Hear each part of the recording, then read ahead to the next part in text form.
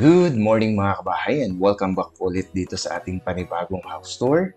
At ngayong araw po, nandito po ulit tayo sa may Brookstone Park na matatagpuan po dito sa may Barangay Cabuco, Trece Martires City, Cavite para po i-feature itong isa sa mga model house natin dito na si Aryan. By the way, this is Ruel de la Serna, your real estate salesperson. Si Aryan po mga kabahay ay isa pong single attached na mayroon pong minimum lot area of 80 square meters and a floor area of 51 square meters naman.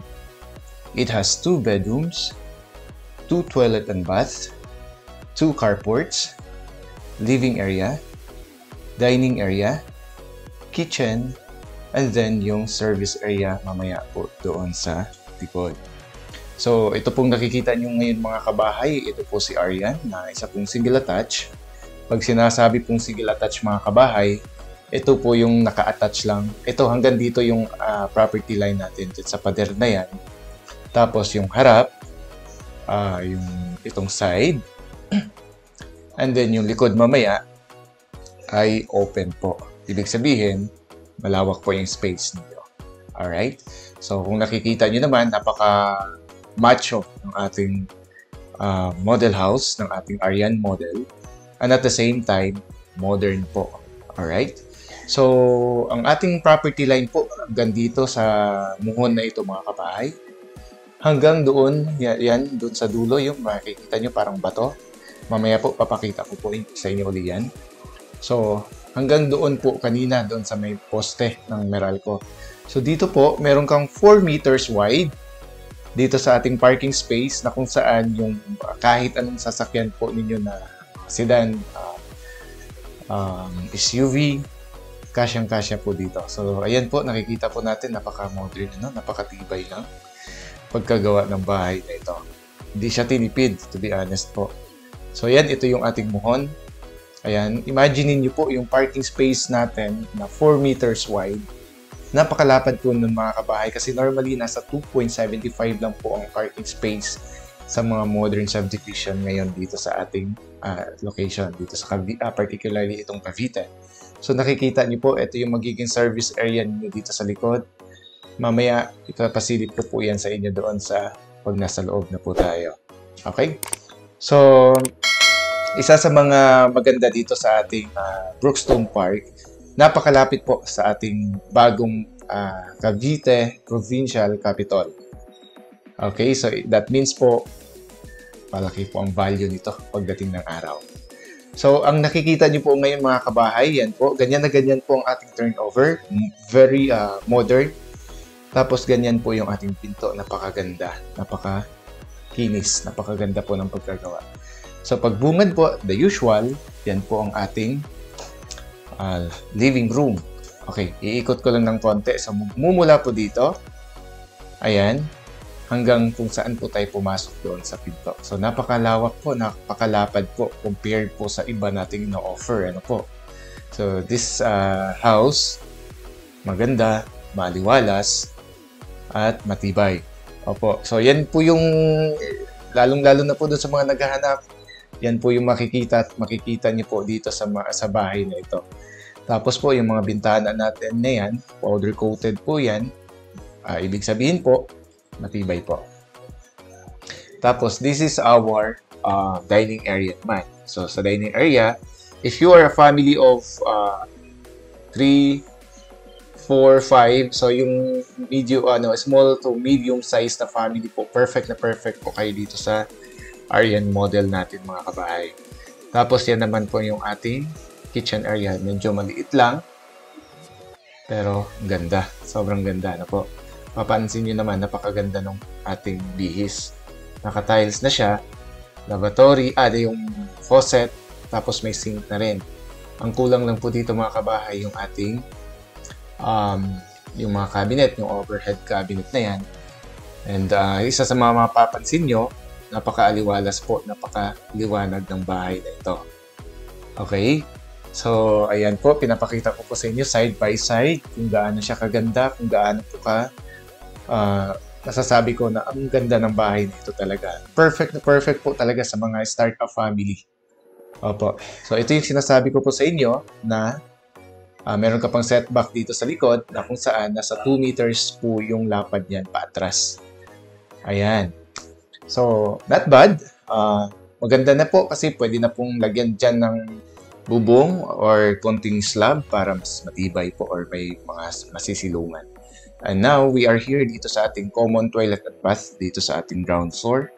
Kung mapapansin niyo po mga kabahay, complete turnover na po yan. Ibig sabihin po, yung shower head, tapos yung toilet bowl, and then itong ating lavatory, nandyan na po upon turnover. Kung makikita niyo naman, napakalinis, napakaayos, napakaganda, matibay.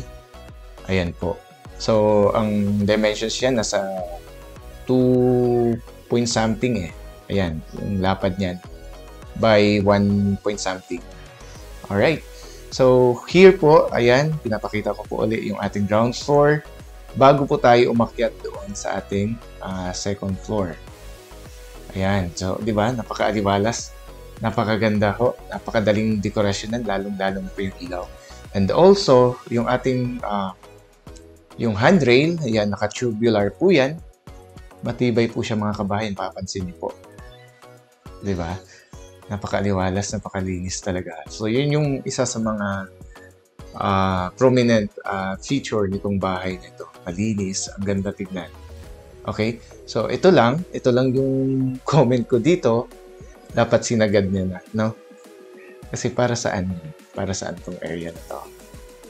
Okay? So, if I were you, kung kayo na pong may-ari nito, pwede nyo pong isagad yan. Gawin na lang ng paraan. Okay. So, ayan po. Or pwede naman din na ganyan na lang. Tapos, lagyan na lang ng dekorasyon. Maganda na rin. Okay. So, ngayon po, ito yung ating first bedroom dito sa ating second floor. Kung dalawa pong anak ninyo or tatlo, pwede po yan na naka double deck. Opo. So, ayan. Maaliwalas pa rin naman.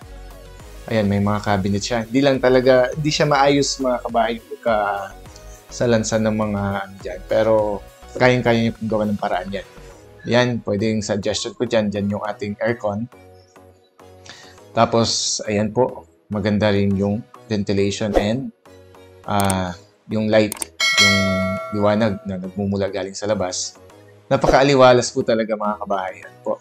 So yan, kitang-kita yung ating parking area na yun yung muhon na sinabi ko kanina. Pag tinignan mo dito sa taas, ibig sabihin malawak talaga yung ating parking space. Kung isa lang po ang sasakyan ninyo, which is good lang din naman, kung ang family size nga ay small size, perfect na rin po. Yan yung sinasabi ko na pwede pa tayo maglagay ng slab dyan or extension ng bubong para po magsisilbing cover doon sa likod, sa baba. Ayan. So, ngayon po, ayan, sobrang po, sinasarado ko mga kabahay kasi sobrang lakas pala ng hangin dito. Isa sa maganda dito sa village na to na kung saan hindi kayo talaga maiinitan yung hangin na nagmumula sa kabuuan nitong area ng Brookstone Park. Ang lakas po ng hangin na normal day po nasa 20 km per hour po. Ganun po siya kalakas. So dito po yung ating second toilet and bath, which is common din po. Ang concern ko lang dito medyo masikip pero pahaba naman siya. Opo, complete turnover din po, naka-lavatory, naka-toilet bowl, and then yung ating shower. Ganyan na rin po. 'Di ba? Napakalinis mga kabahay, napakaganda, no? So, alam ko iba sa inyo talagang nag-aasam na magkaroon ng ganitong uri ng bahay. Lahat po 'yan mapapa sa inyo, kunting dasal lang. Tapos stripping niyo po para makita niyo po kung gaano siya kaganda. And finally, nandito po tayo sa ating master's bedroom. Ang ating master's bedroom po, ayan. Meron ka ng walk-in closet dyan. Nakaharang ng closet na to. Pero yan, pwede na pong pasukatan para maganda po. Mas lalong maganda. Opo. Tapos, suggestion ko ulit, dyan yung ilagay yung aircon para hindi po sa harap kasi makakasira yung itsura sa harap pag dito sa harap eh. Ayan po. So, lahat po, powder coated po yung ating mga bintana. So, yan po mga kabahay, sobrang lakas oh. Di mo, mapapansin nyo yung hangin, no? Parang winamasiwas yung mga talahib na yan. Di ba? Ganyan siya kalakas. Ganyan po kalawak ang Brookstone Park at ganyan po kalalapad ang ating mga kalsada. So, saan ka pa? So, lalong-lalo na dun sa mga naiinis na dun sa mga parking space nila, lalong-lalo sa Maynila or sa mga masisikip na lugar sa parteng Cavite, pwede po kayong lipat dito para ma-enjoy nyo po yung magandang location itong ating village po. So, this is our master's bedroom. Pasensya na po, hindi siya ganun kaganda na ayusan. Pero I know na kapag kayo na po ang may-ari, mas lalo nyo pa pong mapapaganda. Kasi, to be honest po, gamit na lang po ang kulang ng bahay na ito. Ayan, so dyan po nagtatapos ang ating house tour mga kabahay and I hope na nagustuhan nyo po.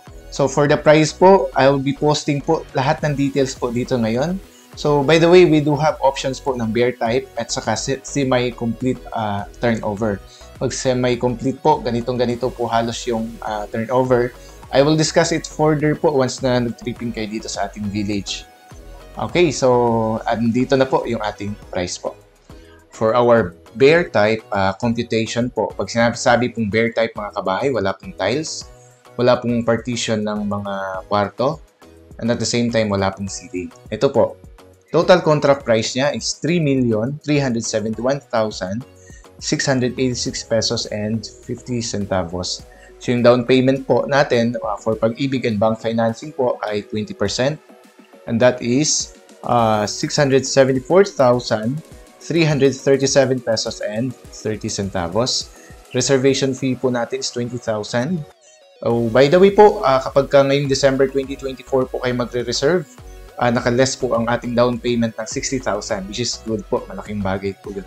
So, a total of down payment po na lang po natin is 594,337